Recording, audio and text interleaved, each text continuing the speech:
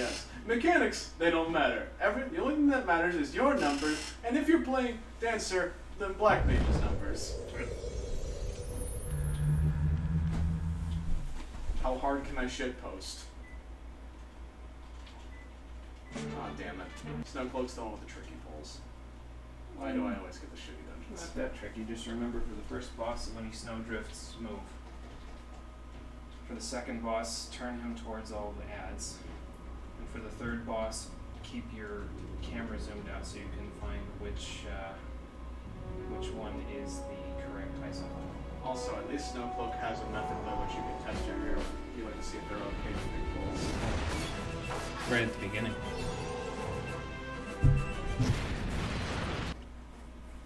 Basically, anyway.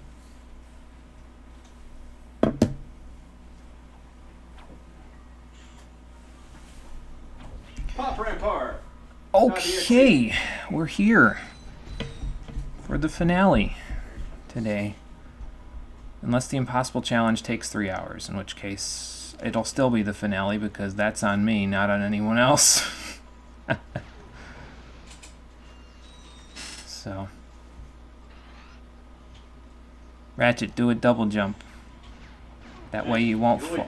That way you won't fall off the ledge right about now. Oh, he double jumped, but he moved in the wrong direction. We're gonna get started in about 3 minutes. I'll mind my shitpost commentary. It's what I do. And Cole's in the background playing Vidyagarms, so if you hear him expressing loud noises, it's because he's playing Vidyagarms in the background. Oh, yeah. Okay. I need to close my blind right here. Because the sunlight destroys half of my TV screen. Prevents me from being able to see. No, you didn't need to close that one, Cole. Oh no, I'm just doing that for me. You just reminded me. And you closed it in the wrong direction anyway. I know. I'll fix it when I'm not pulling. It's like toilet paper, over not under. Shut up, Jimmy.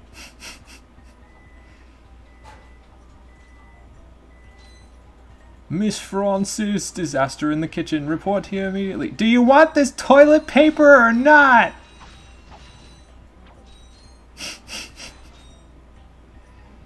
That was a good show. I don't remember what show you're talking about. That was Foster's Home. Oh, yes. Well, let me actually clarify. It was a good show until Blue's character became not what Blue's character was in the movie that kicked off the show. Because at some point in one of the seasons, Blue just turned into a complete dickwad for no reason, and then it was a crappy show. Until the end, and then it was a sad show. Damn right it was. But it was a good show for the most part.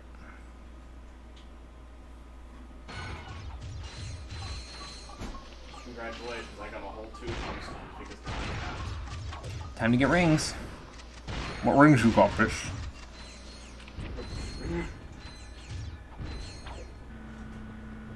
Health, endurance, health, stamina. I forget the third one. Everything you could ever want.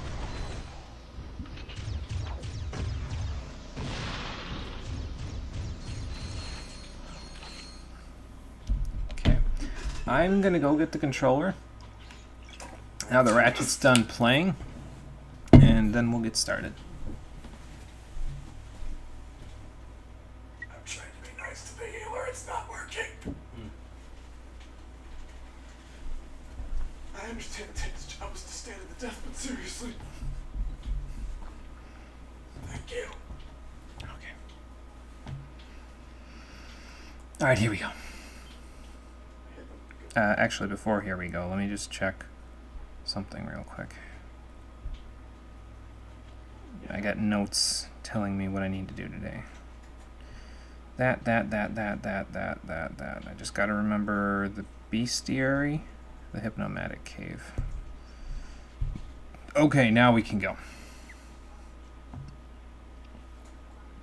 If I didn't know any better, I'd say I'm getting better at this.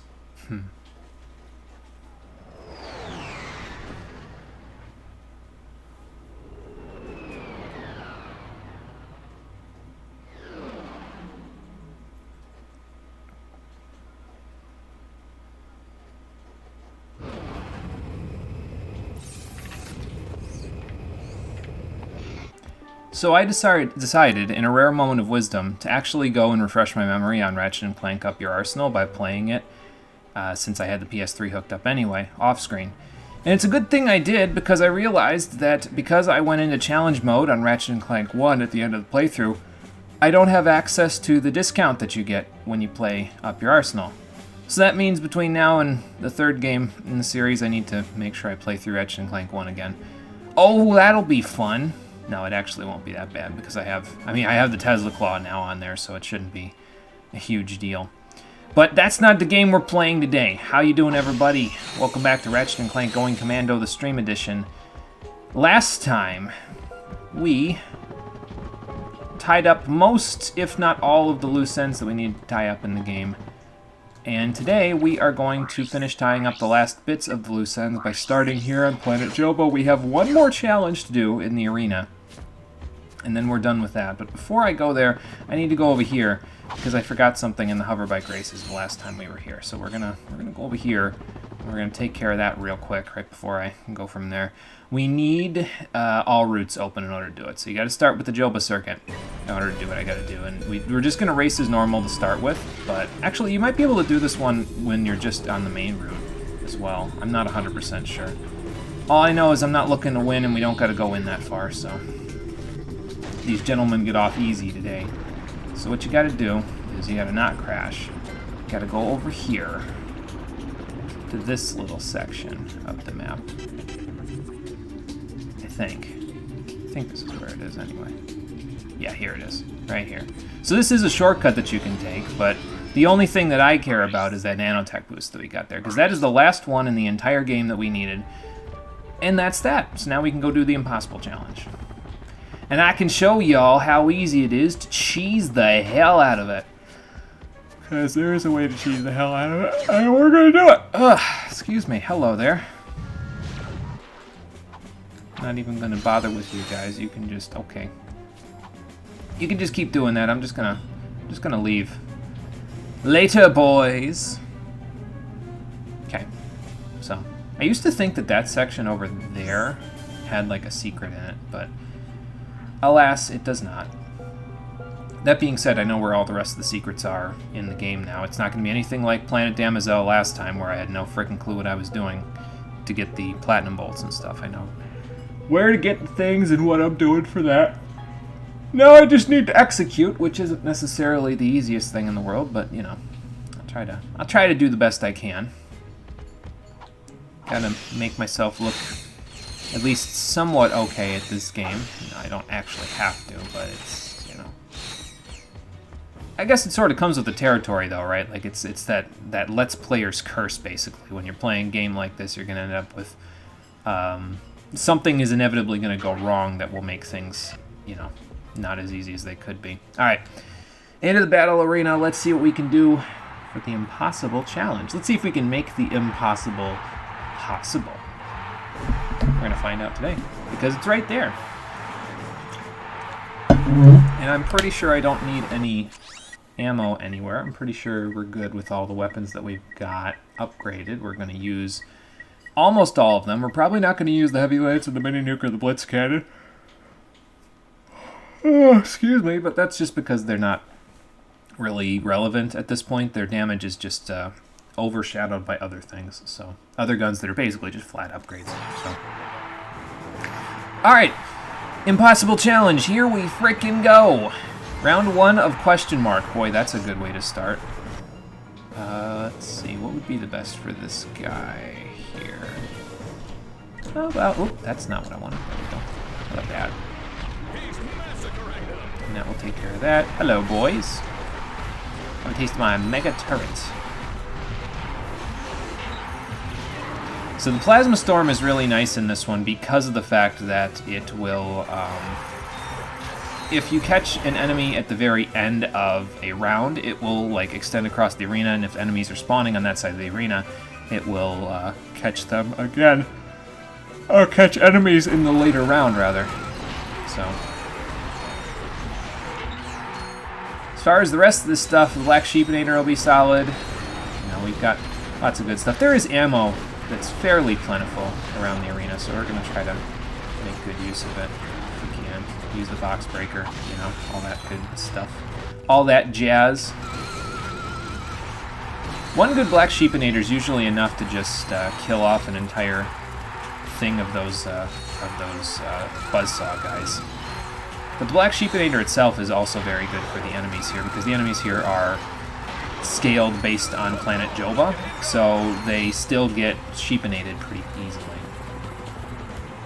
So if you feel like you're running low on ammo, that's an option for you. Having a black sheep at the beginning of the next round is never a bad thing either. So how about this? Yeah, okay then. So every 5 rounds, you will move up onto the cage for a cage match round.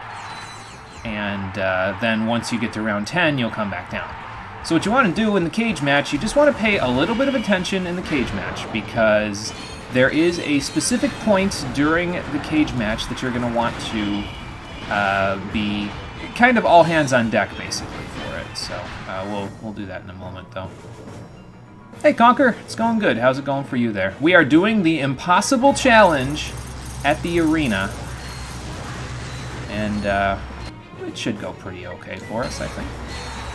I think I've got this in the bag. Okay, so here's what we need to do here. We need to take this decoy glove. We need to toss out a couple of these bad boys over here. And then we need to kill the rest of the enemies. Basically, on every even round, like round 10, well, on every, you know, multiple of 5, like round 10, 20, 30, 40, 50, and then 59 is the only exception. 59, you want to also throw decoys down. But basically, if you have decoys up on the top there, so you can see I've got 2 up there. Watch what happens to the enemies. Normally they'd be aggroed to me, but now they're aggroed to the decoys because the decoys are up there, and that's what takes priority. The decoys become the thing that they're aggroed to, which allows them to get grouped into a nice little ball, and it lets me zap them all with the plasma storm and just murder them. The decoys, I think, eventually go away, but you can usually beat an entire set of rounds to get back to the cage before that happens. So it's rather a bit amusing, I find, to do it this way. Like, so these guys will start running, but they'll run that way instead of, you know, towards me, which is just rather hilarious, I think.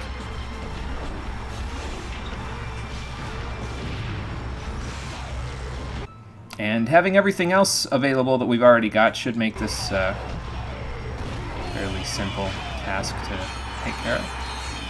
We'll grab a little bit of ammo before we go up top. There we go.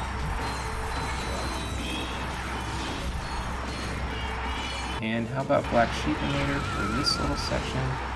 Well, boys, you're going to have to deal with the Black Sheep while you're down there, playing Monster Hunter World. Well, nice. Nice. Sounds like a plan. Good luck with the hunting. Hopefully it all goes fairly well for you. So yeah, that's the basic gist of the Impossible Challenge. It's 5 rounds on the ground, 5 rounds in the air, and then in the 10th, 20th, 30th, 40th, 50th, and 59th rounds, just toss down a decoy or 2 so that you can survive easier in the other rounds when you're back down below. Alright, so here's the case where we want to throw a decoy, and I want to do it quick because there's a few guys there that might want to mess around with the decoys, so there we go. Just having the 1 is enough. You want to protect the decoy as well while it's up there, because if the enemies kill it before you get back down there, well, your tank, quote-unquote, takes a hit and dies, and then you don't have a tank to rely on, to fall back on, so yeah. But otherwise, we should be pretty much smooth sailing for a while.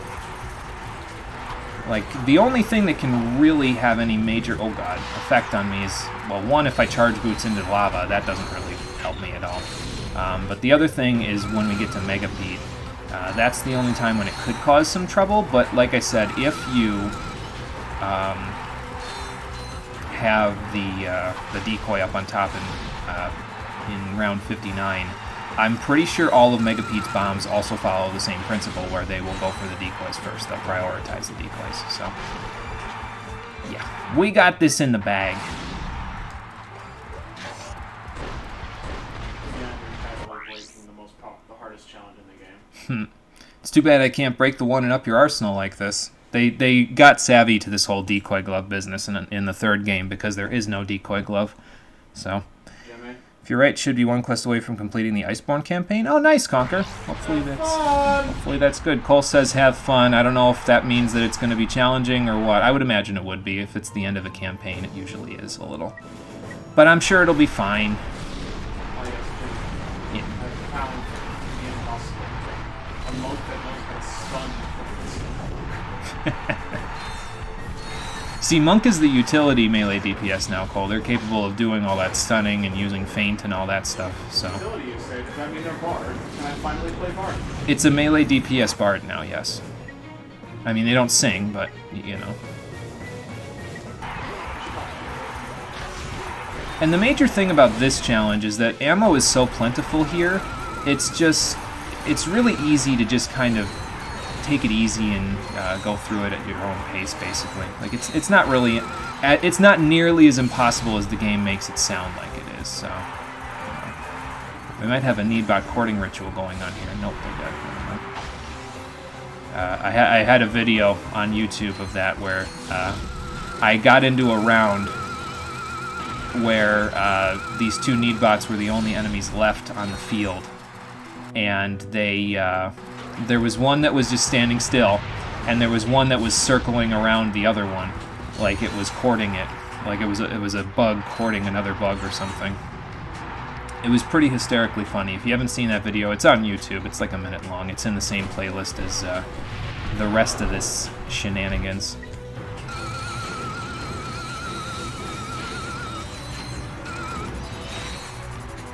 How many sheep do we have? What do sheep count to sleep? Can't really make that reference yet because that's the next game that we're playing. Alright, ooh. Oh, okay, there's a few of those guys over there. Oh, what's the heavy breathing for over there? That was in your story. Not to me, to everyone else. I was like, am I gonna have to pop over? Finish that boss fight myself. Remember that video? Good, because it's one of my favorite videos that I ever made. It's just a really stupid edit, but like, I still really enjoyed it. So, hey Espy, what's going on? We're doing the impossible challenge while Cole has tank PTSD in the background while he's playing 14. So I'm okay. he's okay apparently, but I'm gonna question that because you made a Mass Effect 3 reference. So he's not okay, folks. Grinding certain monsters for materials to make armor. Yeah, that's seems like a pretty common occurrence in Monster Hunter.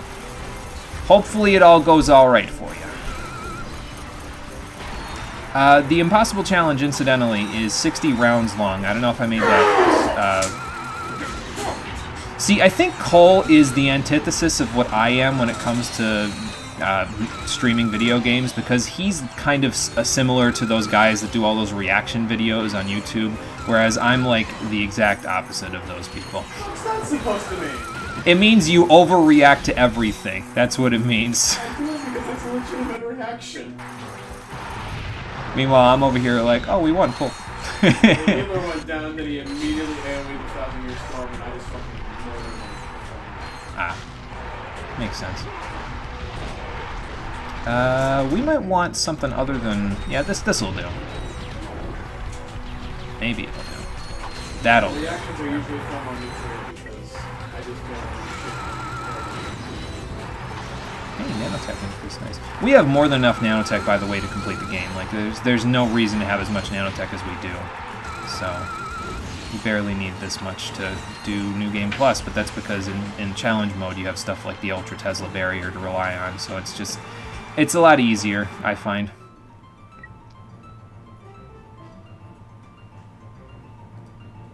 Conquer is mantle farming in Monster Hunter World, and Cole is doing roulettes in Final Fantasy XIV right now. He has tank PTSD, and that's why he's screaming in the background. Although he's done with his 50, 60, 70, if I remember right. That's what he was doing.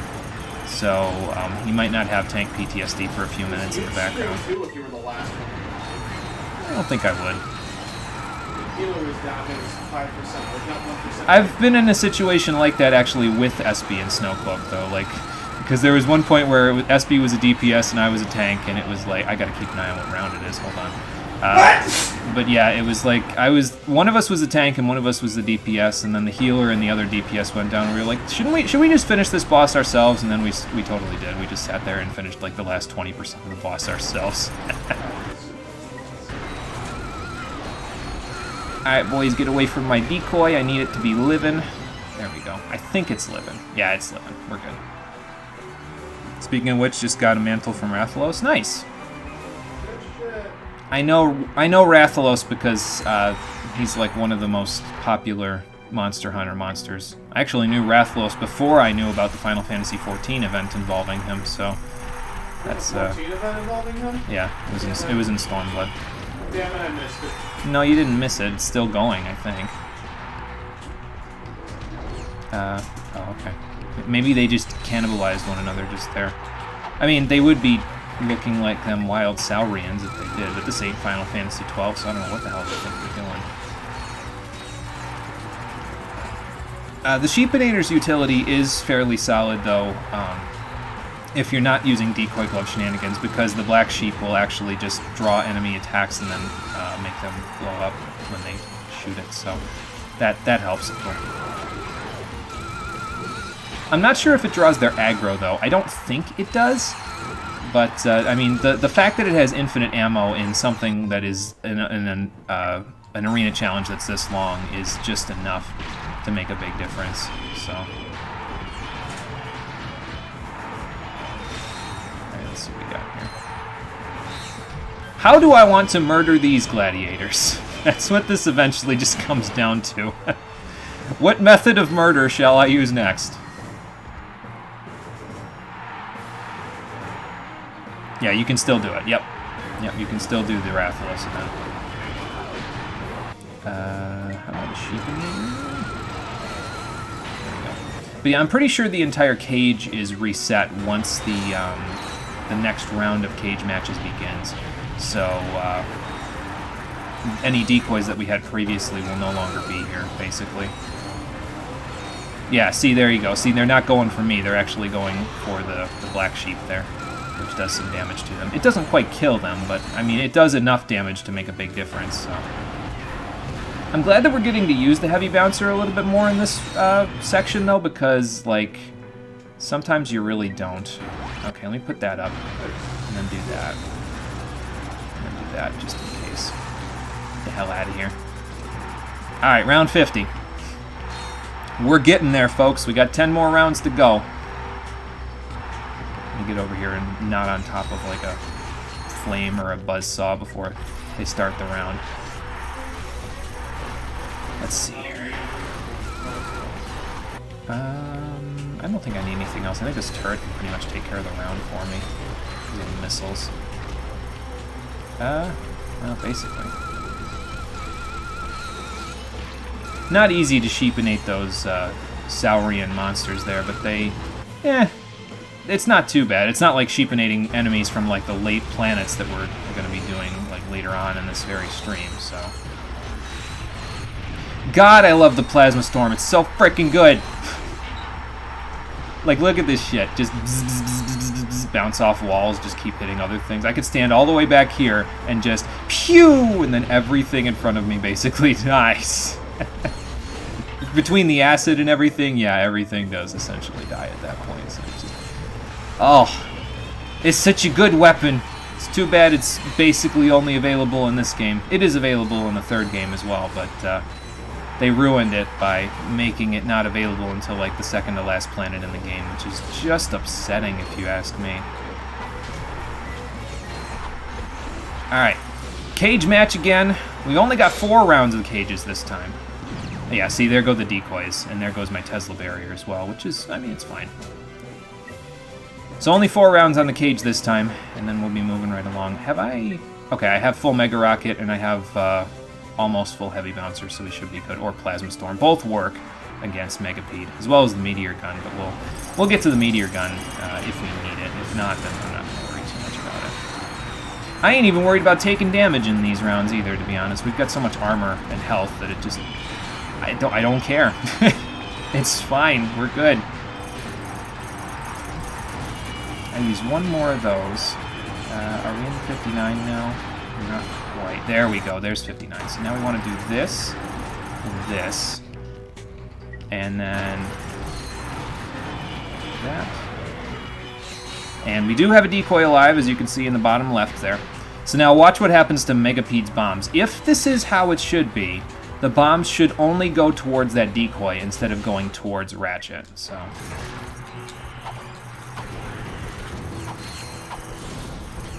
where is Megapede anyway? He'll be here in a minute. I hope. Okay, there he is. I was gonna say, wait, did he not spawn or something? You do want to get rid of his little dudes quickly, though, the ones that he shoots out when he loses a part, because if you don't, they actually can destroy the decoy. So if that's the case, you're just fighting Megapede legitimately at that point, which is fine. We fought Megapede before, but you know, why not do things the cheesy way, if possible?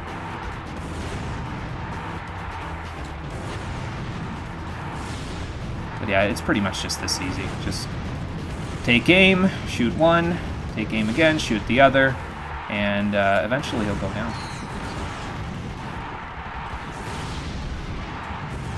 And that's it. Impossible challenge complete. And we got a skill point for completing it, along with 200,000 bolts. We also unlocked a new skin, I think, or maybe it was a... I didn't see what it was we got for that, but we've done it. We've completed the impossible challenge. You can recomplete it and still get 60,000 bolts for doing it, too. So if you need to save up some money, it's not a bad idea. But after that, any subsequent victories only get you 20,000, so it's not worth it at that point. But it's worth it to do now, because now we can very easily buy the second to last armor available in the game. There is one, I think we've seen it already, that's available for 1,000,000 bolts, but I'm not going to be buying that one. That's a New Game Plus thing. And speaking of which, we're going to head off in that direction in just a couple of minutes here. We got the nanotech boost, and now we did the impossible challenge, so let's go to the ship shack, just so I can buy the last section of goodies that we can buy for our ship. And then we got to go to, let me see, we got to go back to Grelban. We got to go get the thing in the cave that needed the Hypnomatic before. Then we got to go to the factory to meet up with Angela. Then the last planet in the game happens just after that. I want to show off the bestiary in our items menu, or is it the special menu? I forget where exactly the bestiary is. I think it actually might be in the help menu. But I want to show that off before we finish off the final boss. And then we'll go from there. We'll beat the final boss, we'll finish the game up, and we'll be moving right along to something new on Thursday. So that'll be good. Well, something new, but something I've already said we're going to be doing, because it's Mario and Luigi Superstar Saga. As suggested by our very own O Conquer C13, along with Drumpferino, who has just been very lucky with the selections in the past 2 sets. He got his Resi 4, and then he got Superstar Saga, so that's just impressive, really. Alright, to the ship shack.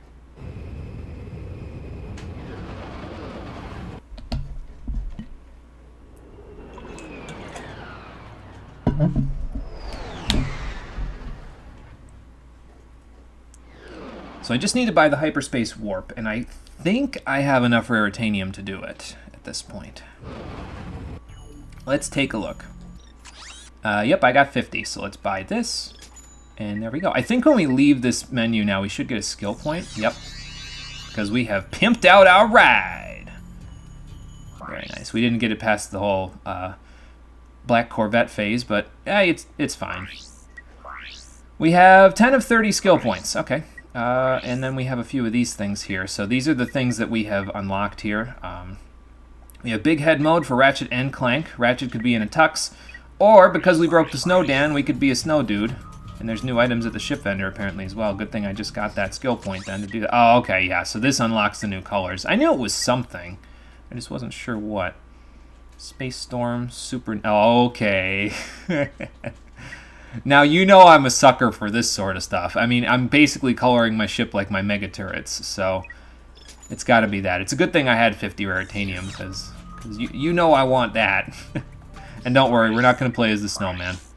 As funny as that would be, I think it would be better to play as someone whose mouth I can actually see moving and articulating during the cutscenes. Alright, we got a pimped out ride. We got the Impossible Challenge done. Let's go back to Grelbin, because Angela's probably been wondering where the hell we've been. So, let's go pay her a visit after getting that one thing down below, and then we should be good after that. Like, this should be, let's see, yeah, 1 of 3 there, but we should have everything everywhere else. I'm not going to check everywhere else. I just want to make sure, because I can check when I go here. Basically, there's 2 missing here in terms of platinum bolts, and then there's 2 on the final planet, and I know where all of them are. So, excuse me. And even if I didn't know where all of them are, we have the mapper now, so that will make it finding them a lot easier. Once again, though, I'm not going to be doing the rest of the moonstone hunting that you can do here on Grelbin, but I can show you that once you have the mapper, you can see where every single one of the moonstones is on your map there, so you can go back and hunt for them if you really want them for the bolts there. There's, how many are left now? I think like 75 or 76 left on here now. Let's see, we used up 25, or was it 24? 9 and 16 is 25, yeah. So we used up 25, and there's 101 total, so there's 76 left out there for me to find. 76 times 3 is like 228,000 bolts that you can get from it, but that is not enough for me to even care, because once I pay 250 for the second to last armor, I am going to not even be close to getting the final armor of the game, so I'd rather just carry the 200,000-ish bolts that I'll have by the end of the game into challenge mode, so that I can buy better stuff there. If you want some tips on what to buy in challenge mode, you might want to get started with the Mega Tesla Barrier and the Mega Meteor Gun, because both of those are very solid and they upgrade very quickly. So yeah, that's my recommendation. After that, just like save up for this and save up for the Rhino, I would say. I love how this one, though, is like 1,000,000 bolts, and it gives you so much more damage reduction, and it's literally just putting Ratchet in a helmet, basically. But yeah, let's get the Electro Steel. And now we're good. We have everything we need to finish up the game. Except for that Hypnomatic thing down in the cave. So let me go get that before we go in the factory. Jumping puzzle. Yes, it was fun. Rockin' fun. And guess what? We're going to be doing another one when we go to Stormblood, so that'll be fun too. Also, hello, Rockin' Fun. How you doing today? What, Cole? Not talking me into that. What? Jumping puzzle in Kugane? Correct. Yeah. Well, I didn't anticipate being able to talk you into that one. I don't know, man. Provide me some way to get like get another class. Like use a Tesla Barrier and how about a Plasma Storm? Bazap.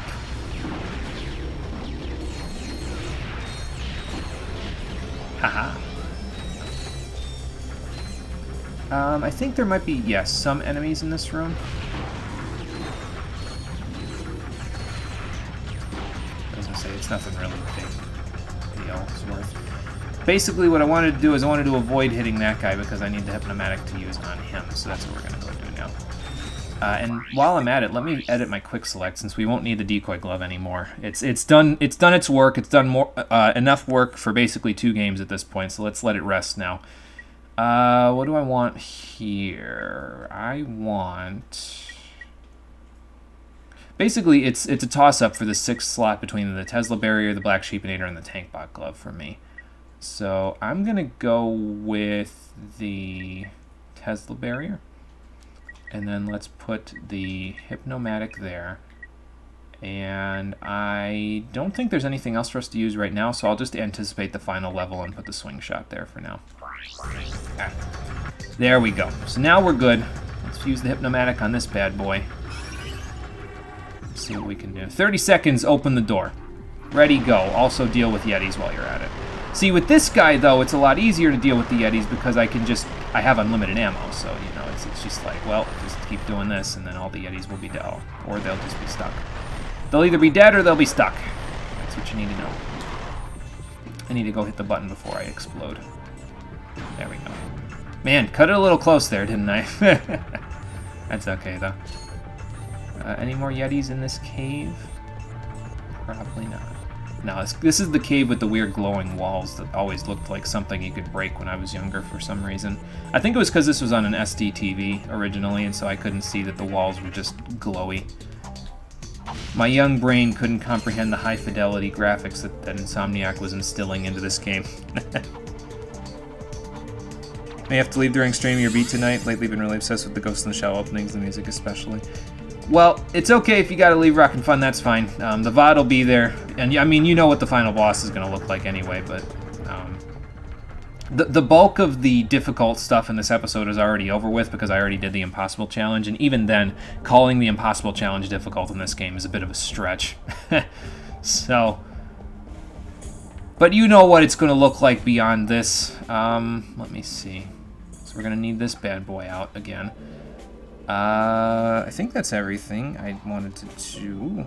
We got that part. Let me just double check my Platinum Bolt count. Yeah, we have 37. We've used 29 of them. So we need to find 3 more. There's 1 more here in the factory that we're going to, and then there's 2 on the final planet. So we're good. As with Ratchet & Clank 1, I will not be hunting for skill points. I got 10 of them. And if we get 1 more or 2 more at the most by the end of the thing, that'll be fine. But yeah, I'm not going to hunt for them. They're just not really my cup of tea. You need them for an 100% run, but... Well, I think the secret ending that you could get from getting 100% anyway is unlocked by default for the collection, because they didn't expect anyone to actually do it. So, oh, I need to move. I need a motor. Damn it. So this one starts a trend of chain hypnotizing that you need to do. So you kind of need to motorcade yourself past a few of these guys. Excuse me. Pardon me, sirs. I need to ask you to chill out with that, and then just do that. There you go. But you need to do a bit of a chain hypnotizing in order to unlock the next set of areas there. So we had to hypnotize 3 separate times there to get it to work. And but that didn't work.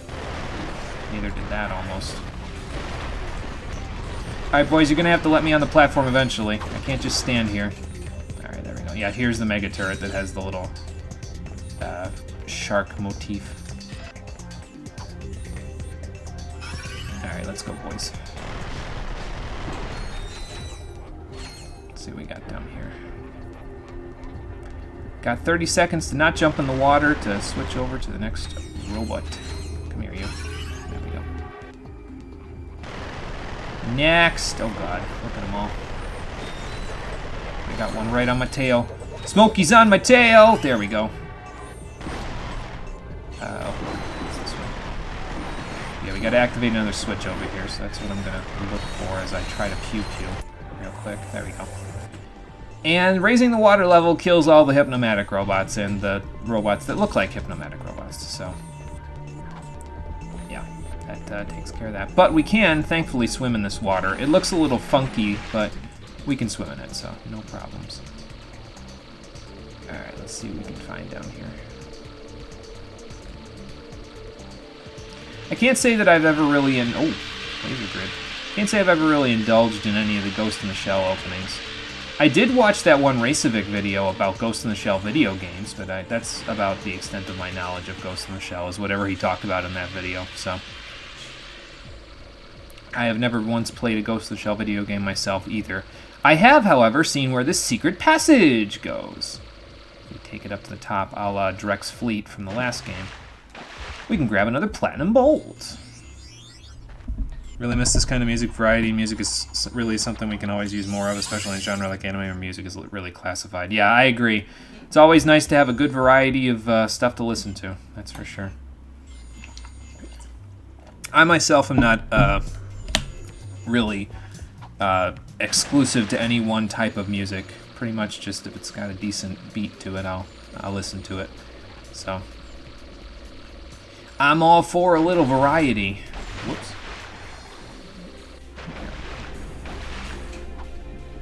And I think that's it for the factory. Yep, off we go.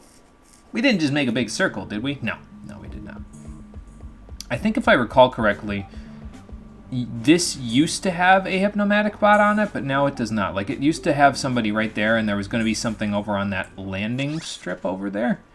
But now it's, I think it was cut out or something in the final product. I forget. Oh god, the proto-pets are still here. And now they're dead. Well, that was easy.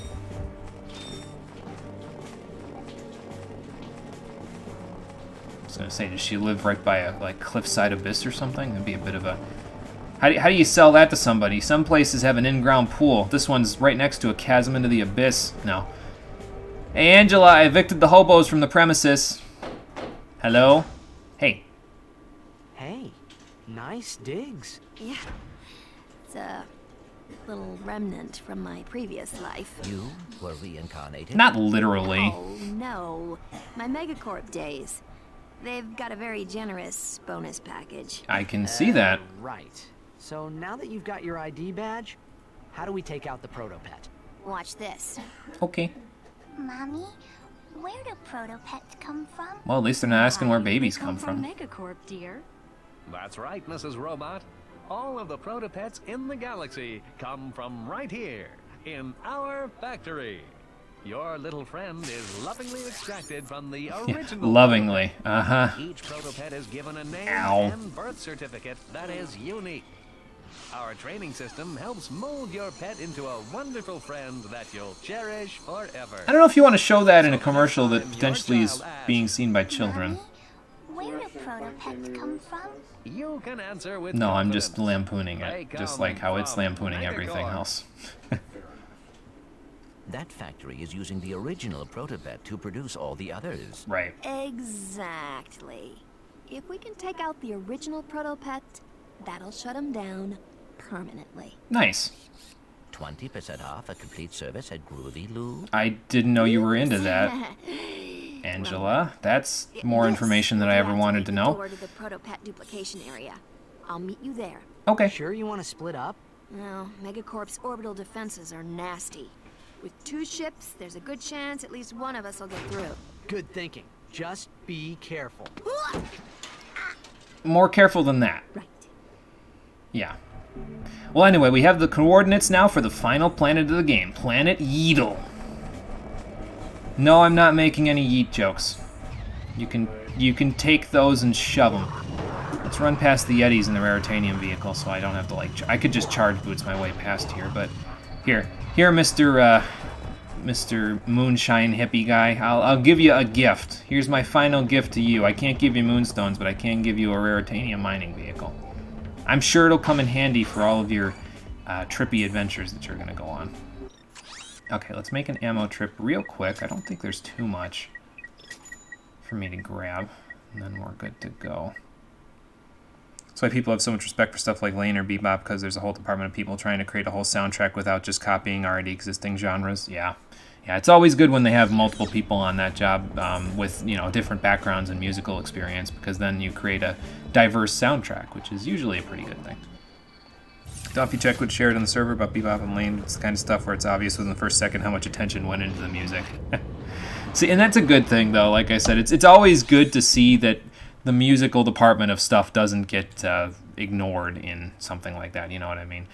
I don't recall if... I think I did listen to a couple of the Bebop things, but I don't recall if I've seen anything from Lane, so that you shared in the server. But I think I did listen to a few of the things from Bebop, and it was good. Like you said, you can definitely tell the attention to detail they had with the music in there for sure. So, all right, off to the Proto-Pet Factory on Planet Yeetle. Let's do this. Let's finish up the Proto-Pet Menace. Let's finish it off. I think there are also additional skins that you can get for your ship if you get more skill points. I think at 15 and 20 you unlock more colors, but I'm not 100% sure about that. I don't think I've ever gotten all 30 skill points in this game. It's just not really something I usually hunt for, but maybe. I gotta tell you though, I always love the vistas that they have at the beginning of these planets, and this is one of those cases where it's like you can really see this is what we're up against, you know what I mean? This is the corporation that we're trying to take down when you first get to the planet. It's always good seeing how they introduce you to the planet and seeing all that stuff to basically say, hey, this is what you're up against here. And here it's like imposing, you know what I mean, against this dreary skyscape with like, oh, hey, look, a platinum bolt. with just like the night sky and everything, and that it's a planet, but it kind of looks like a black hole by the way that the everything is framed there. It just, good job, good work. I love it. I love it. Attention to detail. Like I said before, Insomniac was really on the ball at this point in time. They really knew what they were doing with all this stuff. Oh, there's a vendor right there, but before we go there, how are we going to go get that platinum bolt? Well, we can grind uphill! Bet you didn't know that one. You know, unless you played the game before, in which case, of course you knew that one. But that's how you get that one. That should be 39 now. Yeah. And we got one more to get here on the planet, and then we're good to go. But before we get there, we got a little more hypnotizing to do. So let's go do that. I don't know why they give you 30 seconds here, but alright. Okay, 30 seconds, murder the protopets. Easy. Get the hell out of here. There we go.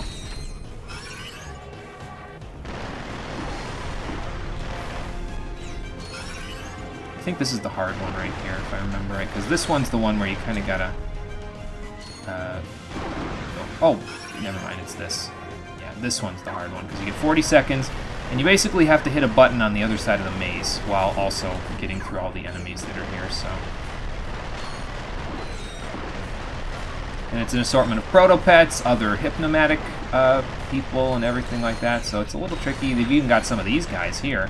If you have weapons that you still need to upgrade, you may not want to kill those guys, because they offer, excuse me, good experience. But my weapons that I'm using are all upgraded, so it doesn't matter to me.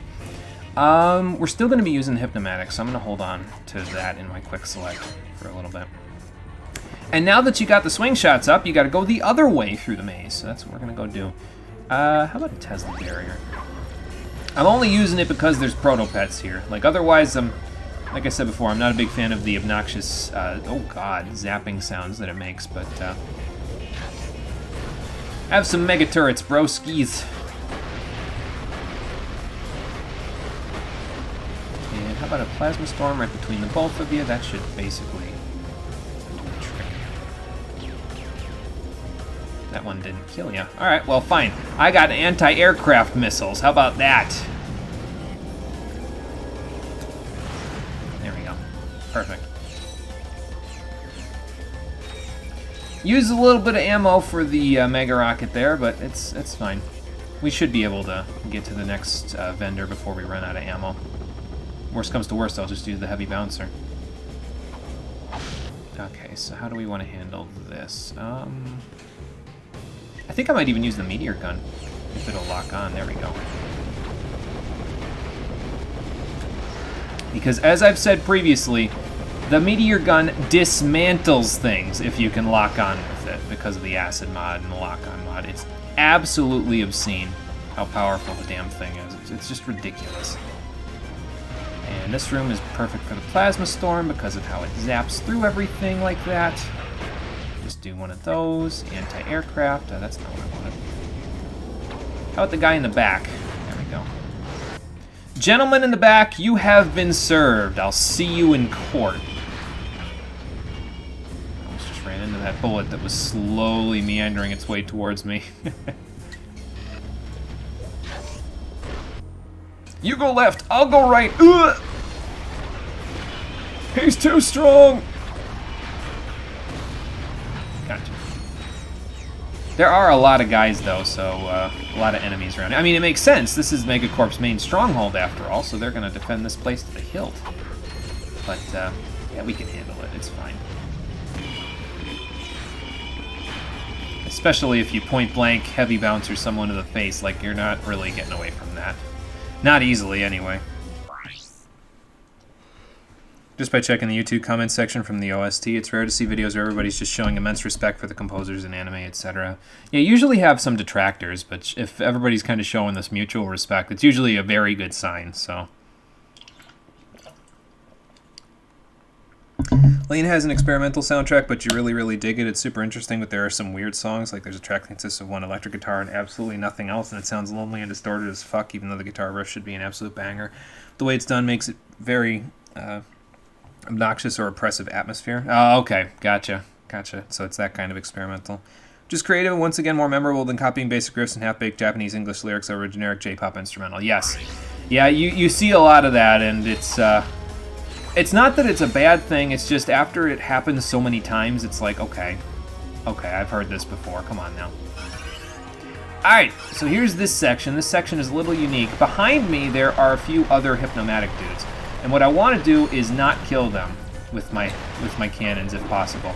You have 30 seconds to kill every single one of these robots in the vicinity.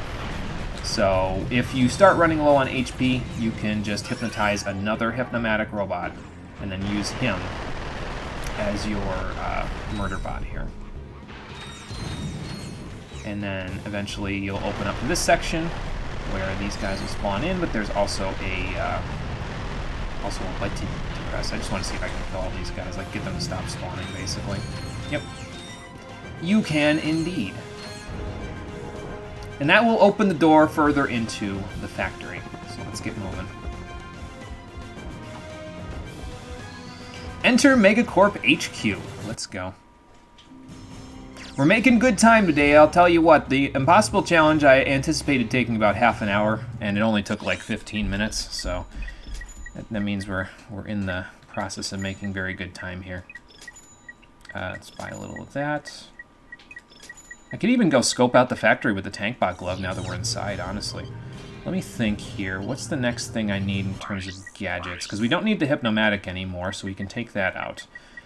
I know we're going to need the Terminator. And I think we need the Dynamo coming up as well. We will need the Swing Shot. But, and actually, I might just leave the Swing Shot here. And then, which one do we need first? I think it's Dynamo, then Terminator, then Dynamo again, and then Swing Shot. And then Tractor Beam is used in the very last section of the factory. So, if I'm going to use the tank bot, though, I'm going to stand over here and do it. So let's go scope the place out. Why not? Try to use our entire arsenal while we're here, you know what I mean? It's just, it seems appropriate considering. Nice. Well, there's a few dudes, but I think we can handle a few dudes. It's probably fine. Let's see what we got here. Oh, there's two of them. All right. Oh, no, that was just the pieces and parts of one of them. Well, either way, I decapitated them with the Plasma Storm, so that's good. Always fun decapitating people with arcing electricity. That seems plausible. I mean, if it's hot enough, I guess so. Alright, Meteor Gun, you and me. The reason for it is because there's going to be some airborne enemies to deal with. And, well, when that's the case, the Meteor Gun does some good stuff. So. Now, there's a lot of dudes down there, but we can kind of get a vantage point from up here where we can shoot down on them. So, of course, there's also those guys we might want to deal with as well. I don't want to handle this. They just came down from there, so they're down here. So let me do one of these, actually. Oh, that didn't bounce correctly. Alright, Heavy Bouncer, reload for me. There you go.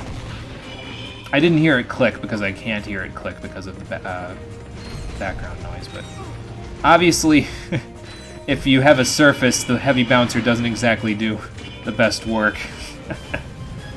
Like a curved surface like that, it can't exactly fire in the proper direction, so... Alright, Plasma Storm a go-go. Let me get the hell out of the way before I get shot. I could use the Tesla barrier as well. Ow.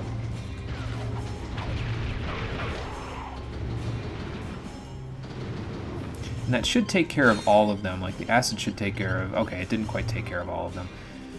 Trying to think what I'm going to need here. I definitely need the Mega Rocket for a section after this. I might even be able to do... Well, no, I don't think so, because I don't think I can shoot at them from here. I can try. Well, if I run into a wall, definitely not. Yeah, I don't think I can shoot at them from here, so let's just run in. Guns blazing. Let's frickin' do this. That was not the way to start, but alright. There we go. We'll just let that fly all over the room. Because there's a lot of dudes in here that will keep continually spawning, so you gotta kind of use your cover. Ain't nobody told me that Ratchet & Clank was a cover shooter.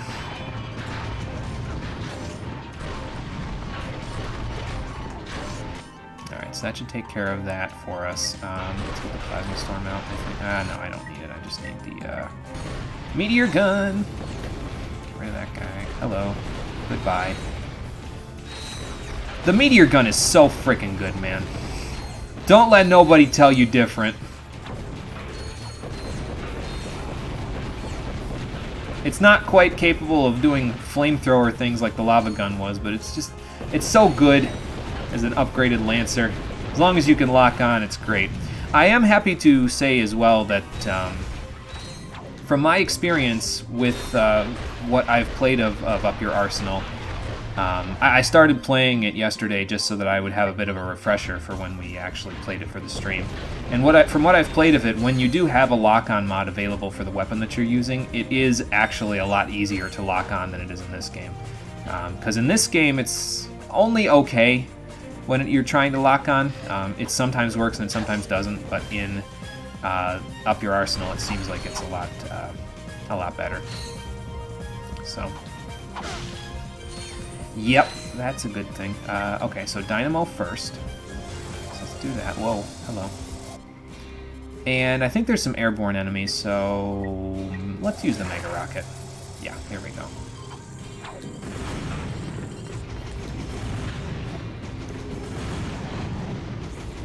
Trying to lock just to that guy. Oh god. Double oh god. There we go. Yeah, I'm trying to lock on just to specific enemies there, so that because after using the acid mod for a certain amount of time, it will. Oops, hello. It will eventually kill some of them, not all of them, but some of them. So, all right, Dynamo again. There we go, and do that right about. There we go. I was a little late on it, but it's probably fine. We're probably fine. Plasma Storm or Heavy Bouncer? I say Plasma Storm to start. Just shoot it into the room and let it do some work. Yeah, that seems like a... Considering there's a frickin' tank in here, it seems like a pretty good idea. Now let's give him one of these. Stand in bullet fire for a minute, because why the hell not? And then I'd like to hit the guy up top, but I don't know if I'm going to be able to do that without hitting the guys on the bottom first. There we go. Just let that do it. For us. There we go. Beautiful. Now, there's going to be more guys spawning. Let's just give them a taste of their own medicine. Do one of those, see if I can hit the guy up top. Yep, there we go. Any more? Yes and no. There's that guy. I wanted to get the guy on top if I could as well, which it looks like I got them both, so that's good. Nice. Oh, more. Man, there's a lot of them! God, it's not reloaded. There we go. Just gotta bob and weave. Just bob and weave, Ratchet.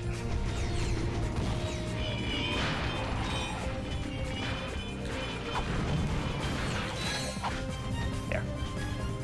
That should... Okay, that's a lot of guys then. Let me just stand right over here so they can get blasted by my nanotech boost. And that's all she wrote. Nice. Let me see here. I don't think there's anything up there. I don't even think we can get up there, even if there is, so... Yeah, you will use your entire arsenal here. So just be mindful of that as you go.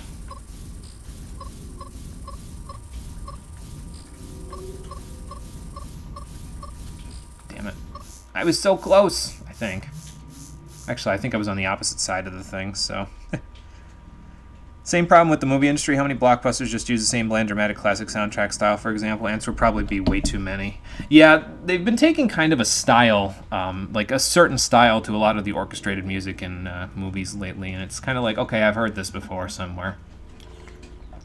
With a few notable exceptions. Yeah, there are a few exceptions, Cole's right, but a good chunk of them are not, so... Well, let me rephrase that. A few notable exceptions in the fact that they do what is expected and then blow it out of the water due to the set pieces. The Avengers movies. What? What'd I say? Ratchet & Clank is a more creative and memorable soundtrack than a lot of the action game of the cute furry hero genre we basically created at some point in the video game industry, and boy, Deadlock has some serious bangers too. Definitely holds up to the trilogy standards, which reminds you. Right, Deadlock has some bangers. Cole definitely agrees with you on that one, that's for sure. Deadlock, my favorite game of the series. I wonder why. Okay, I think we got them all there.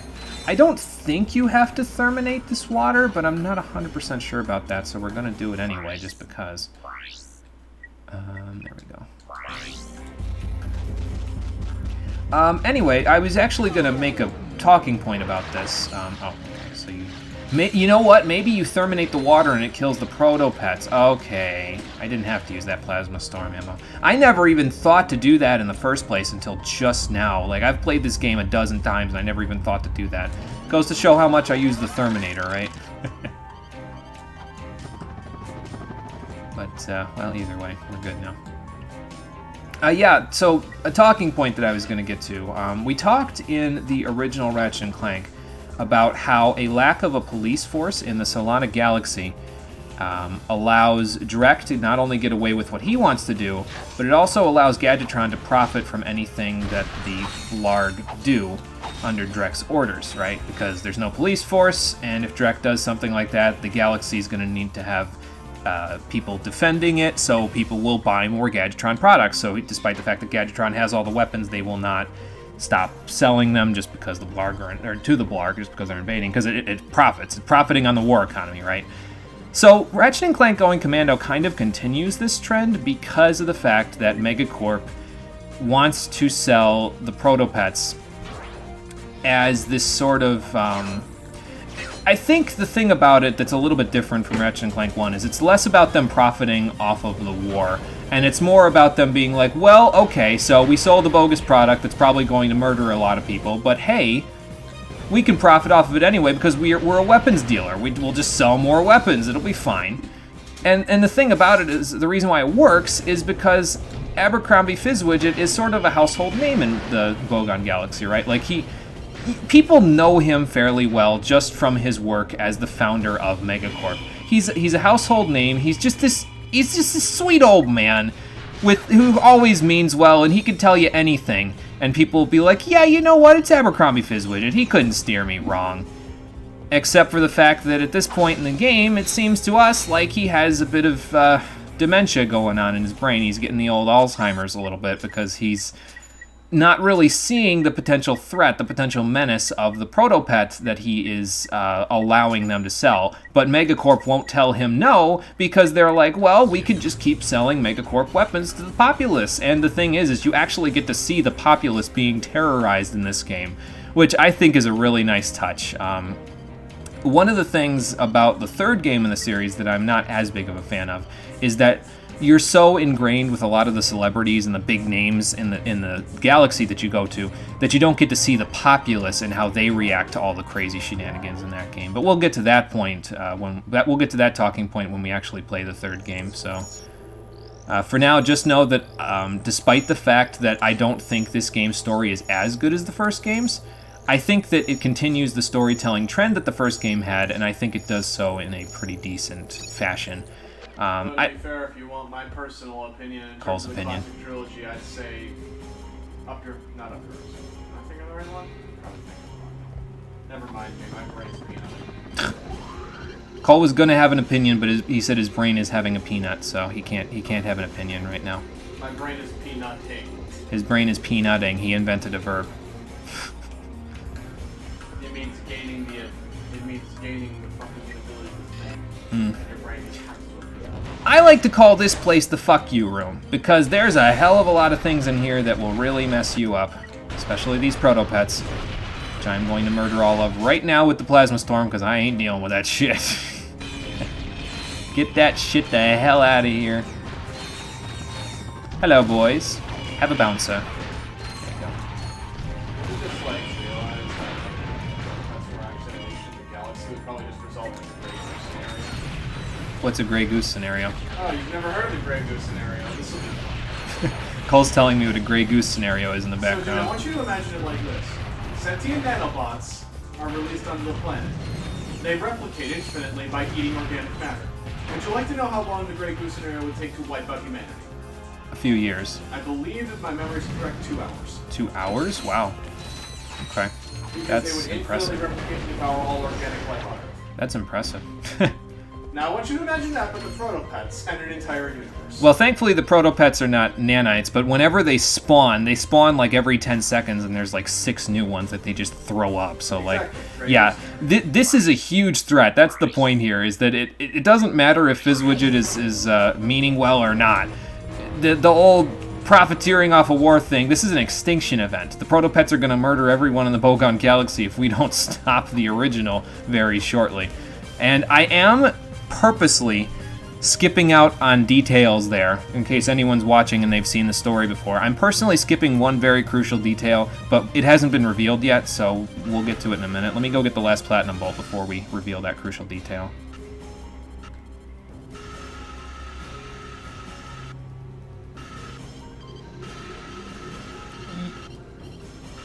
Oh, hey, I kind of skimmed around the damage on that one. Nice. But that's it. All 40 Platinum Bolts we have received. That's very good.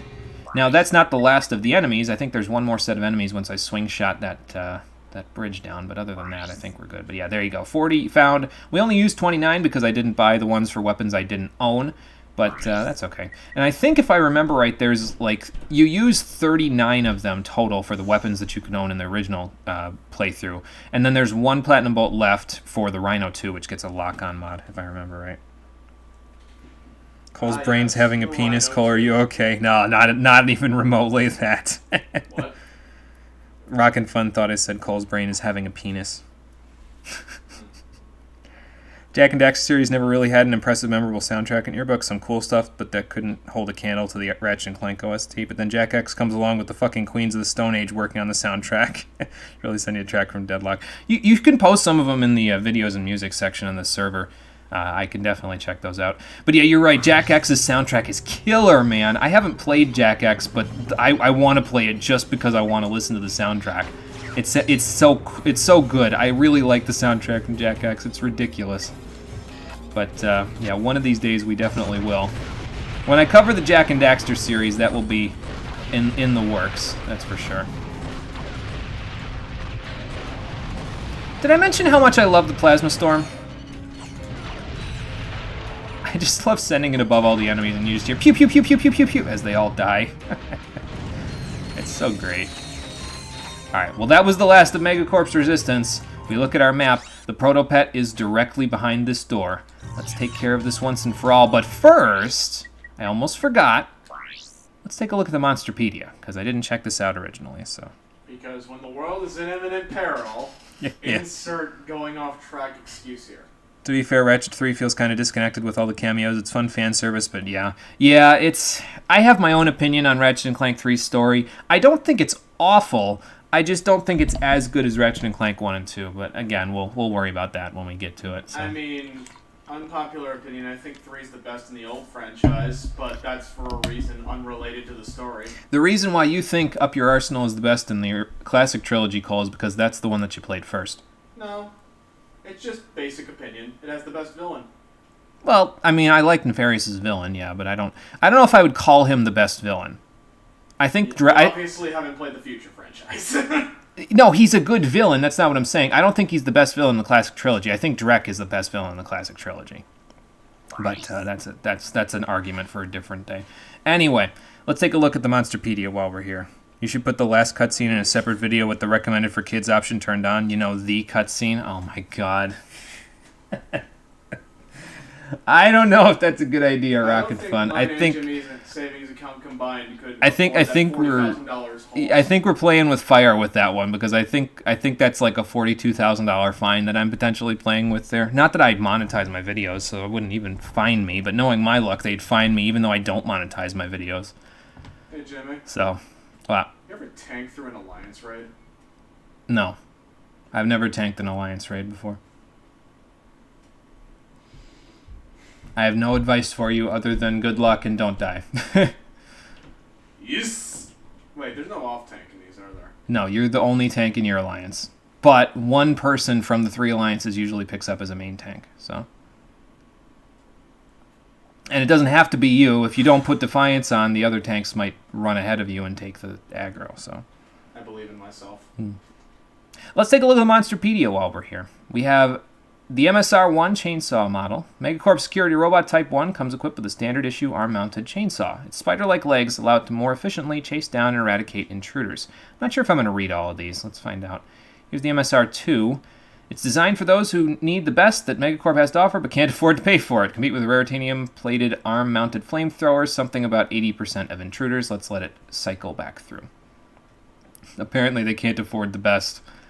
Raritanium-plated arm-mounted flamethrower. This robot is guaranteed to stop up to 80% of intruders. The other 20% are Ratchet and Clank. Blade Ball. The PX-6 Blade Ball is Megacorp's answer to the budget-conscious security consumer. These metal balls float in space until an intruder comes near, at which point they release a whirlwind of slashing death. Great. Mutant Muck Dweller. Like the horrible sulfur beast of Kalor, these enemies attack by enveloping their enemies in a cloud of poisonous gas. Like the horrible sulfur beast, however, the Muck Dweller's gas attack originates from its mouth. Is that unlike? What is the horrible sulfur beast of Kalor? Anyway, maybe we'll see it in a minute. Yeah, these ones have their gas attack from their mouth. Okay. As someone who loves 3 villains, do I think Drek is a more interesting villain? Cole's running a 24-man as a tank. One of the Crystal Tower raids. That's all I know. So, what the fuck is going on in my fingers tonight? Like you're skipping letters and forgetting to finish your sentences. Looks like you need sleep. Yeah, I would say so. Mutants Swamp Beast. I don't think I'm going to read the rest of these, but I'm going to read them, just not out loud.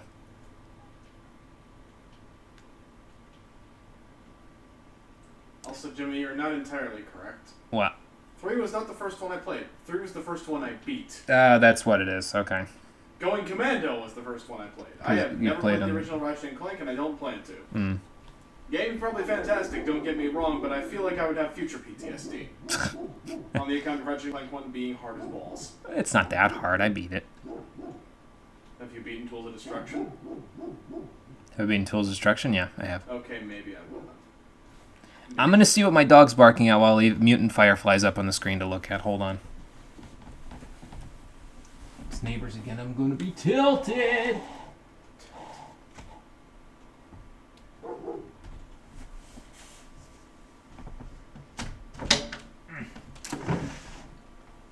Yeah. It's okay. It's just the neighbors. They're all right. It's just May and Dina and Boo. They're okay. It's all right, good boy.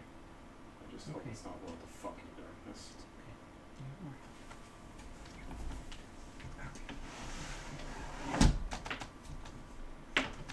They must have quickly went into or out of their house because the door was not open.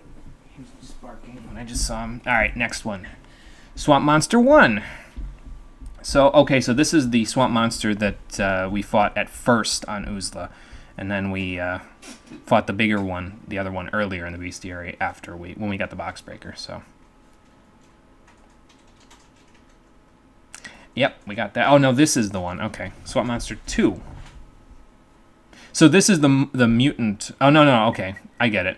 These are the ones that you kill on land, like the big monsters of that area. This one is the actual Mother Beast Swamp Monster. Okay, I got it. And it bites with its horrible, horrible maw. Oh, boy. Some guys from Thugs for Less. I don't know if I'd call them huge. I mean, I guess they're jacked, but... Jacked. Yeah, they'll use Megacorp chicken bots. Because everyone in this galaxy buys Megacorp. Once again, the crisis that's happening, Megacorp profits from, so they still allow things to happen.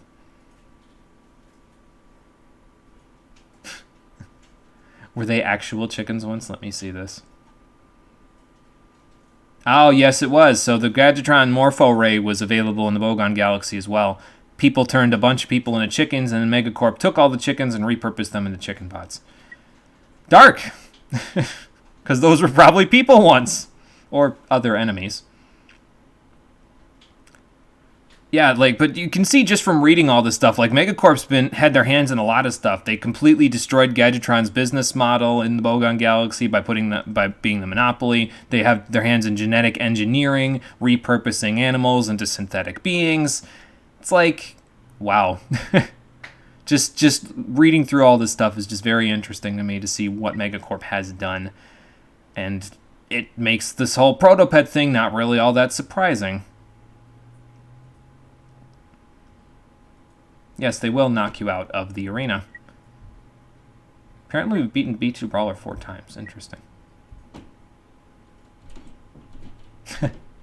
I wonder if that malfunction propagated across other enemies, because these ones have lost the ability to tell the difference between garbage and organic life. That's the sickest burn Megacorp has ever given me. Don't finish this one, you're going to go apeshit. As long as Cole isn't running World of Darkness, he's okay. That's what he's saying, so...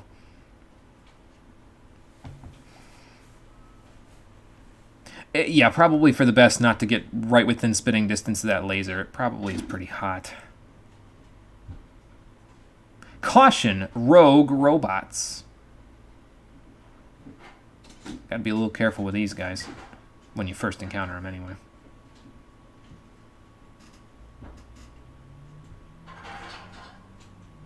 Well, Thugs for Less leader ain't exactly going to be piloting any helicopters anymore after this.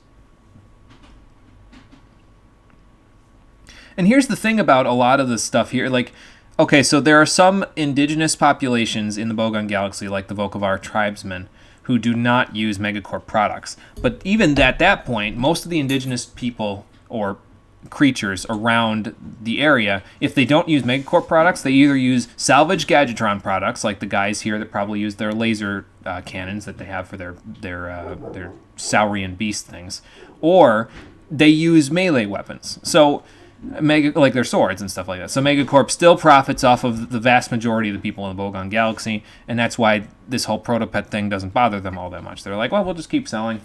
I mean, it might bother them if it becomes an extinction event because, well, the Protopets will murder everything and then they have nobody to sell to, but I'm sure they'd find a way to profit off of even that.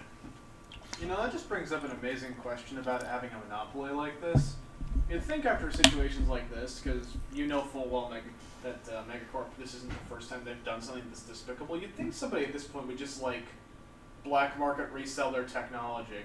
Well, the black market reselling does happen, but only in the third game. Yeah, it does. Okay, so how is this an herbivore at one point if it has sharp, pointy teeth that would normally be used for meat eating? Interesting. Speaking of sharp, pointy teeth, a failed experiment by Gadgetron to create a cute and cuddly child's companion, called the Gadgetron Hound of Cuddly Death. Great. That sounds like a Persona creature. Hound of Cuddly Death. It's just Cerberus. Or Fenrir. Glad to see that the thugs have their priorities straight when they're upgrading their helicopters. They get one with a ranged flame attack, because the old one was a little obsolete, as well as tinted windows and a deluxe set of cup holders. 10 out of 10. I thought we were at the end of it. I was like, wait a minute. But no, this is the V2.0 of the MSR1. And it has alloy that is combined Carbonox and Raritanium, which is incredible. I don't even have that good of armor at this point. Yeah, that would make sense. Melting an ice cream cone in the middle of the desert wouldn't be a very long process. Here's the thief. One deadly customer. Yeah, okay. That's why I killed her in... Well, didn't kill her. That's why I dropped her in like 3 seconds with the Mega Turrets and Heavy Lancer. There's the Desert Dune monsters.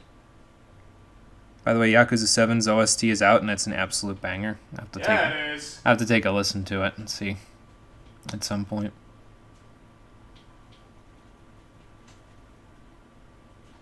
One, two, three off tanks. In an Alliance raid, that's not a good thing. No, it ain't.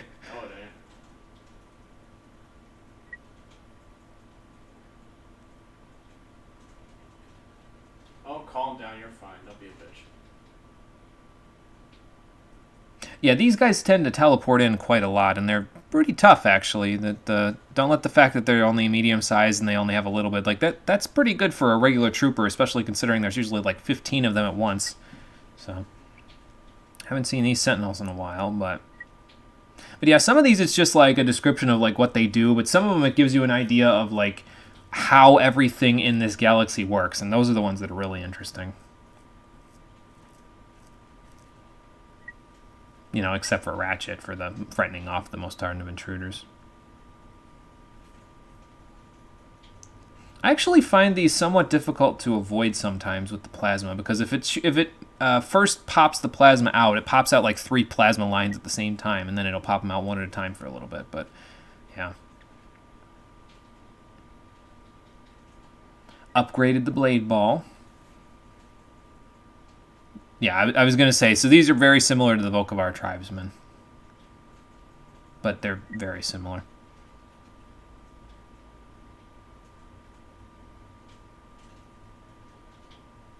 That explains why they're a little tougher in the arena as well. Some of the best remixes in the whole series are in there for real. The Black Mage can tank, fucking ley lines, bitch. I mean, that's fair. Stand and fire, DPS higher.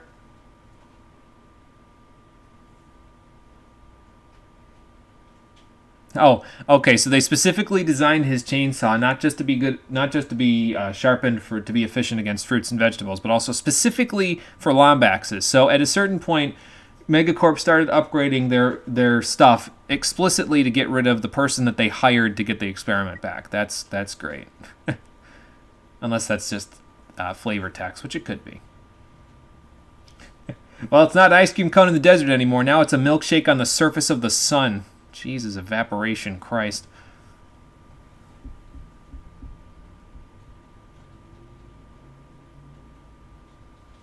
Yeah, okay, sure. That one comes off more like an advertisement. And if my video is any indication, the Needbots are apparently capable of courting in the middle of a gladiator battle, so that's fantastic.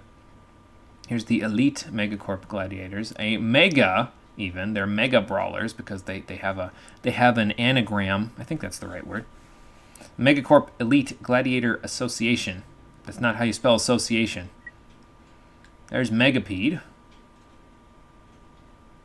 Apparently he's not just a robot thing, but he's an actual... He probably just has armor on, right?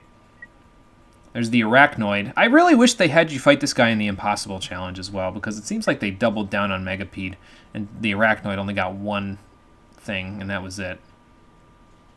Maybe they just couldn't implement him and then also, you know, have the rest of the Impossible Challenge at the same time. I don't know. The latest budget security robot, Chicken Bots. Apparently they enhanced the Chicken Bots, though, so... Yeah, these guys are a little bit mean. They have a bit of a meaner cousin in the third game, but that's just my personal opinion. There are squirrel rights groups in the Bogon Galaxy? Well, alright then. Mutant test squirrels. Yeah, that's great. So the tourists said, hey, squirrels have rights too. Then they released the squirrels, and the squirrels ate those tourists. Fantastic. You stayed in fire once for the final boss of the first Crystal Tower raid. For some reason, your DPS wasn't higher at all. It was actually the opposite. Anybody else come across this weird glitch? Was it called dying, Rockin' Fun? Because I could see how that would be a bit of a problem. Thrasher cannon, huh? That makes sense for the thugs. Level a small playground. Yeet. So that's what killed me last time.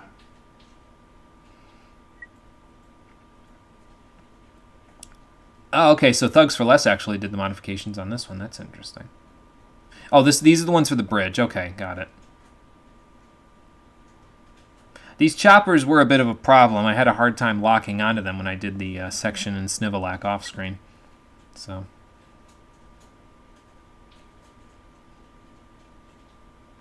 yeah, that thing is like the, whatever those weird single-headed creatures were in the Blarg station in the first game, except double the trouble.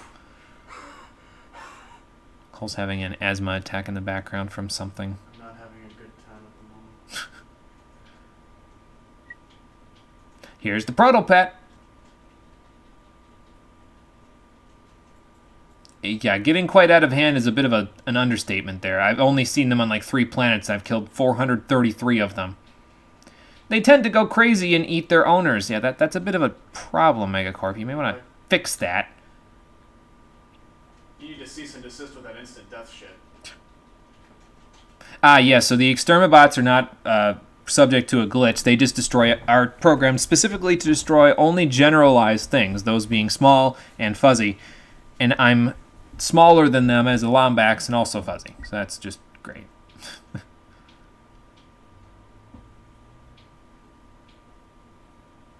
But if you use the Ice Breath attack to your advantage, you can kill the Yetis with it, because the Yetis are... Oh, boy. Also, Jimmy. What? Once again, the game punches me in the face for just wanting to get to 60. Why is that? I got World of Darkness. Oh, great. Shoot me. You got World of Darkness for Alliance raids. I have to deal with Cyber. Ah! So the Yetis were originally going to hunt down the Arctic Leviathans, but ever since then, they've apparently become friends. So that's fantastic. There's those receiver bots. There's the other receiver bots. Yeah, this is the one that is used for the Hypnomatic, that is. So, dying is part of your Dragoon rotation, you fool, and your Samurai rotation, and also your Dark Knight rotation, and your 2-button White Mage rotation, and your Warrior rotation. Damn, I'm so good at this game. Oh, okay, that's the end of the Monsterpedia. All right.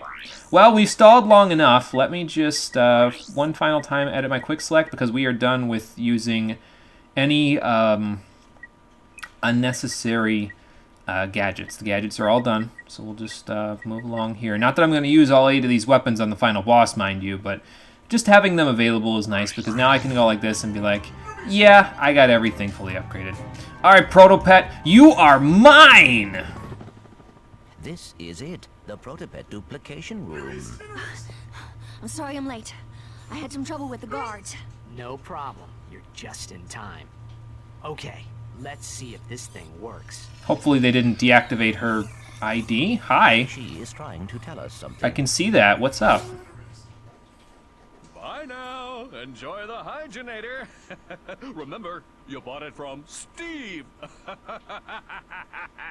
Steve McQuark. Indeed. What is... Why are we watching a film about Captain Quark? Hygienator, I can finance the comeback of the greatest superhero who ever lived. Captain Quark! I mean, if he's in Solana, there's nothing we can do about that. With a new fan base, so I can rescue them from a new disaster. Oh. Oh, no. Ah, crap. Sir, I do not understand. I think I do. Not even close. Oh my god! Quark, your fly's still open. Alright, just what the f is going on? Quark was Fizzwidget the whole time. That's the one detail I didn't mention. And you are about to become public enemy #1. Oh, and 2 and 3. Yeah. Guards, seize them! I mean, I could just... Smile. Never mind. It's showtime. Shoot them. With the Plasma Storm. Citizens of Bogon, I am Captain Quark. I come to you in this, your darkest of hours, to shine the flashlight of justice on your galaxy. Flashlight of justice? Ooh, right in the temple. A living menace called the Protopet has been set loose in your galaxy. Yeah, But by you. Bogonites, I, Captain Quark, have caught the perpetrators. Yes, good citizens, these are the masterminds behind Megacorp's experiment with death. Sure. And now, with this, super electro gadget I invented, The one I that you will didn't end the name? Protopet threat once and for all. I think you would have given it a fancy name like the Quarko Ray. I invented. Oh, it's a Helixamore. Stay tuned, dear viewers, as I amplify the signal from this helixo thingy and render every Protopet in the galaxy completely harmless. Well, at least he'll take care of the problem for us. Allow me to I mean, I don't like Quark getting the victory on this one, but... Oh, never mind. Quark can't do anything right. He just... I don't think the Helixamorph works, Angela. Just okay. Does that Helixamorph actually work? It used to. I could probably fix it. Come on, Clank. Let's get it back. We might have to reach down its throat for it, but you know what? It's fine. Once we kill it, it won't matter if we reach down its throat. Those teeth ain't doing nothing until rigor mortis goes into play. Alright, let's restock one last time. I think we've got almost everything. I need to restock on Plasma Storm. Cole's getting smacked in the face by tank busters over there. Having prey hurts in this boss fight. That was a good thing, though. I stood away from all the DPSs. Rockin' Fun said if you're an Alliance B, you'll be fine. Also, if you need to go... He is an Alliance B, yes. Also, if you need to go back to your ship for anything, like you need to go take care of any excess side quests or anything like that, like if you want to go collect moonstones, do anything like that, you should go do it now, because once you go in there with the swing shot, that's the end of the game. But I've done everything I want to do, so let's do this! And what do I want to use first? How about, let's get the Tesla barrier out and the meteor gun. Because as you'll see in a moment, the meteor gun is, it's quite good. It's quite good again. I mean, considering it's a Lancer type weapon, look at how much I'm beating the hell out of this guy. Like, it's pretty excessive damage if you ask me. Oh, okay, hold on. So, during the boss fight, he will try to eat ammo boxes that pop up. If he eats them, he will use them against you. He'll use rockets or something to that effect. But when he's doing this, he's moving to his next phase, basically. And he'll knock the platform out, and he'll move to the next section. After a certain point, there will be, these guys will spawn. They're not shooting at the protopet, though. They're shooting at you. So you got to be a little careful of that. You might want to use turrets and that sort of stuff. Use the Plasma Storm if he spawns any protopets, because holy shit, that's a lot of them. Am I missing anything? There was one protopet left. There we go. Alright, back to the meteor gun. Let's just relock. There we go. You gotta kind of move straight sideways to avoid that, so... Oh, okay. If you have the tractor beam, I guess you could do something with this. I might equip it just to do something with it right here. Haha! And back to this. Meteor Gun's my favorite weapon for this, just because of the fact that it kills him, but not so quickly that it's ridiculous. I mean, it still kills him quickly, don't get me wrong. It's just... being able to kill the final boss with a Lancer-type weapon like this, you don't see that every day, you know. Oh god, there's a ship trying to murder me now. Oh, we go like that. There we go. Run! I'm in a way! Okay, more Plasma Storm action. Once he's done spawning protopets, I'm just going to stand all the way back and zap those bad boys. There we go. How about some anti-aircraft missiles? Okay, that should do some good damage to him. I don't really know how much this does to this guy, though. Let's find out. That's not bad. It's not bad at all. I might even eat that one. Yep.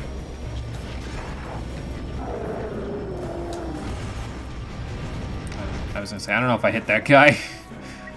Let me actually do this real quick. Just to see if I can hit. Stop moving the camera when I'm trying to deal with the damn gunship.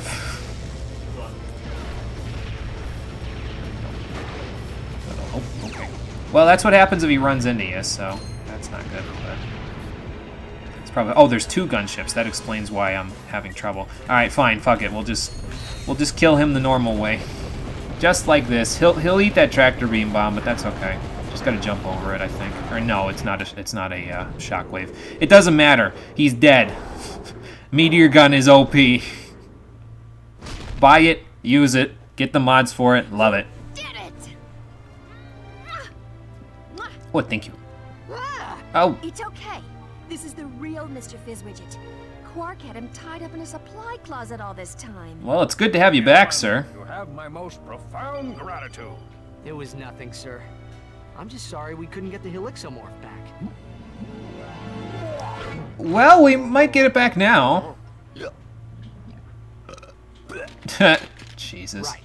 What do you suppose is wrong with it? I don't know. It could take months of research and... The battery isn't backwards. Oops. Come on, Quark. You had one job. Down, boy. Okay, well, he's been rendered harmless now. That's good. Corp's TV transponders, and that should cure the other protopets. Well, it sounds like you guys have some work to do then. Clank? Uh-oh. Oh. It's okay. I can fix her. Just like I fixed your arm in the first game. She'll be alright. She's in good hands, fella. She's in good hands. And that's the game, ladies and gentlemen. He actually got to play the game while the others just do chores. Oh, so he's belly for the Cerberus. Yes, exactly. Yep. You're impressed. You make it look like you actually have stuff to do in this fight. I tried to make it more interesting than just strafe left and shoot him.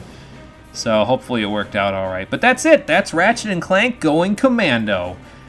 So, I mentioned previously, and I'm going to bring this back up again even though I've mentioned it already. I mentioned previously that my personal take on the Mega Man X series is very similar to my take on the first two Ratchet and Clank games, only in reverse. For me, I like Mega Man X1 better because I think it has the better story out of the two, and despite the fact that X2 has some upgrades to its mechanical structure for how you play the game, I don't think that those are enough for it to topple my nostalgic value for Mega Man X1 and for how good X1 is as a complete package just by itself. For Ratchet and Clank Going Commando, I think the first game has the better story, and I really appreciate it for having such a good story to start out. It's a great origin story for the heroes and everything. So, what do you Hold like on. to do for fun? I'm glad they're not showing that to the camera, because I got a bad feeling about what that was showing. So, whatever happened to Quark? Talk about a double package of Groovy Lube. Holy hell. So, Meanwhile... is new here. You boys should sign up for the new Probomatic. That little baby cleans you something fierce. I just got done testing the full body waxinator. I am personally sporting a smooth chassis, and there are no tags on my luggage. Quark, organics wouldn't want to talk to you after that.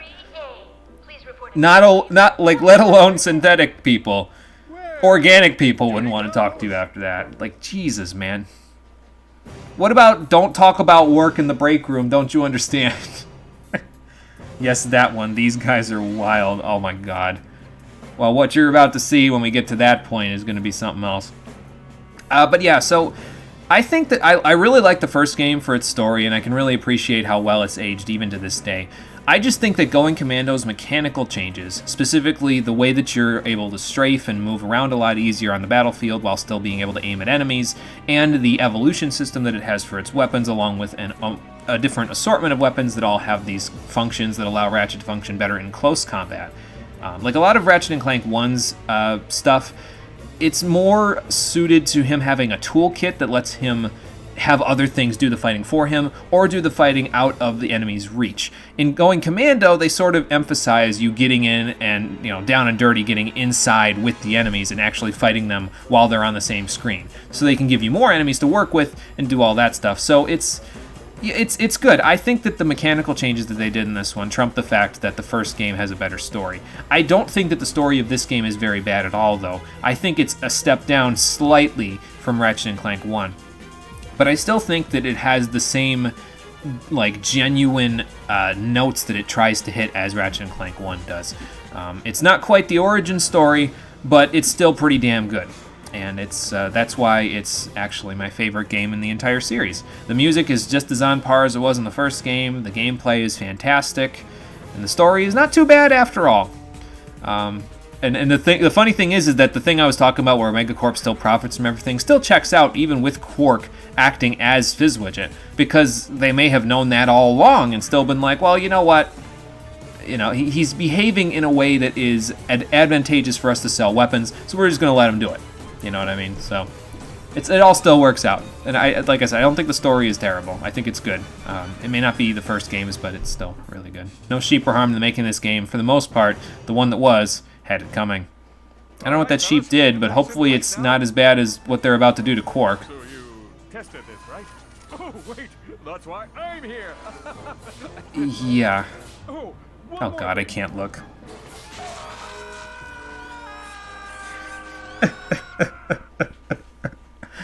And Quark gets the death he deserves. Well, he doesn't die, but Torment.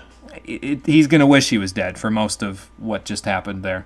We won't talk about what just happened there. Congratulations, you have the chance to go back in time before you defeated Quark or play a new game in challenge mode, so same thing as the first game, but Going Commando's New Game Plus is actually slightly different from Ratchet & Clank 1's. In Ratchet & Clank 1, the New Game Plus version allows you to play the same game essentially over again. The enemies aren't particularly stronger than they were in the original mode, and it allows you to buy any weapons, and then gold weapons and the Rhino that you didn't get to buy on your first playthrough.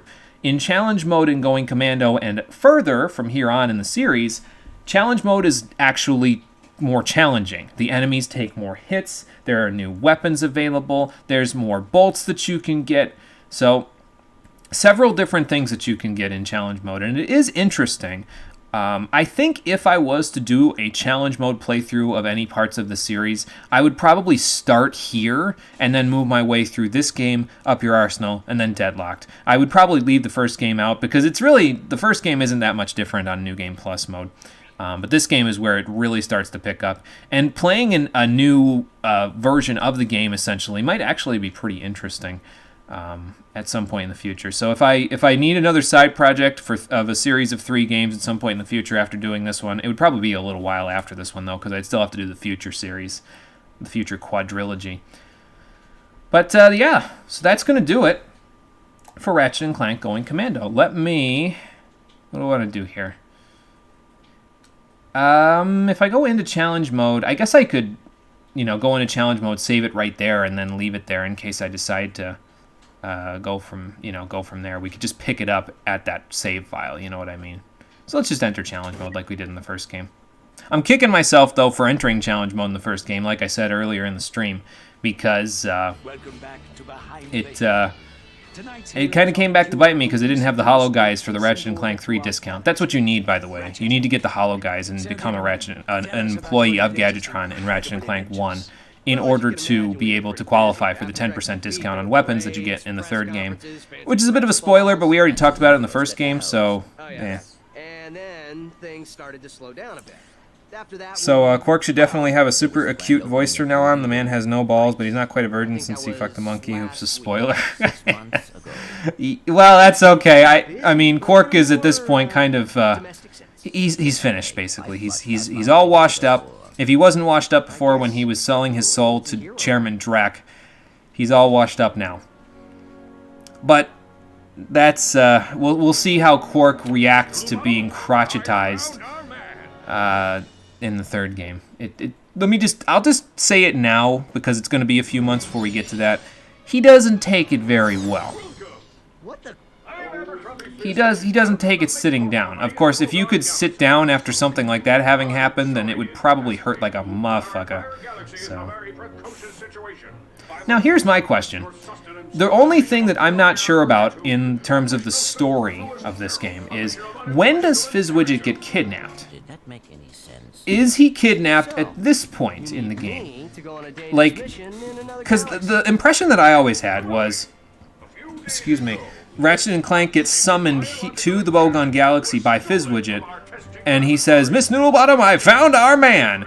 And then as soon as he gets off the teleprompt there, within the seconds that it takes them to teleport Ratchet & Clank to this ship, Quark grabs Fizzwidget, shoves him in a broom closet, and puts on a costume that makes him look exactly like him. And that's why when he talks to you like this, he can't remember the correct words, and he sounds like he's fluent, but Clank catches it right away and says, "Oh, did that make any sense?" No, because he's not saying the right words.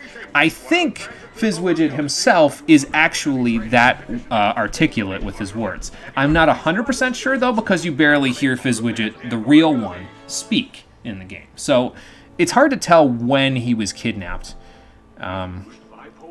But here I go with story stuff about something that I'm going to have to re-explain when we do challenge mode anyway, if we do challenge mode in the future.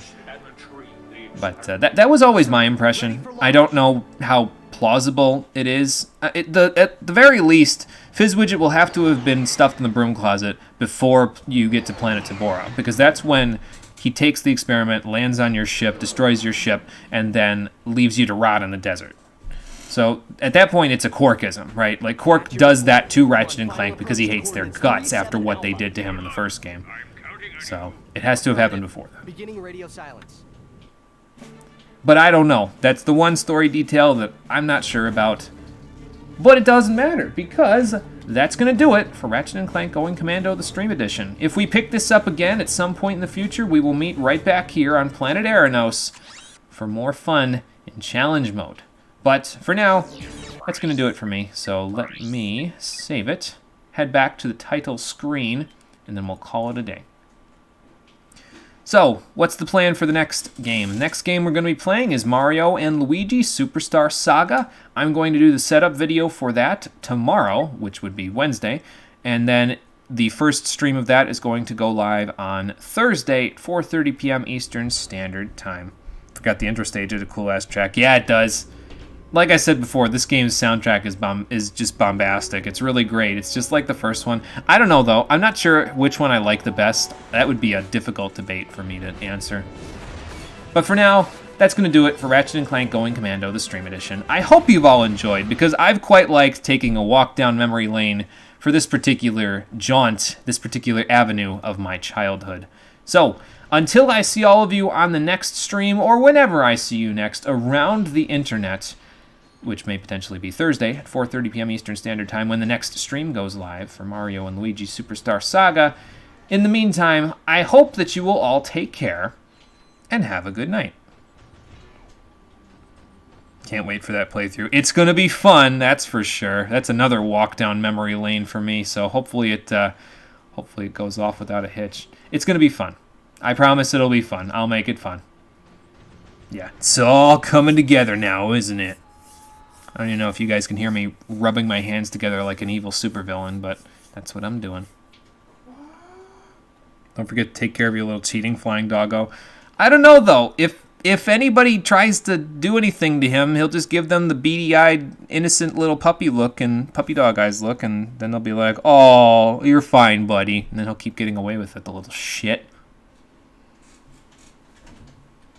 Most of the people who are just watching the Ratchet & Clank stuff for just the Ratchet & Clank stuff have no idea what the fuck we're talking about, though. Let's just be honest.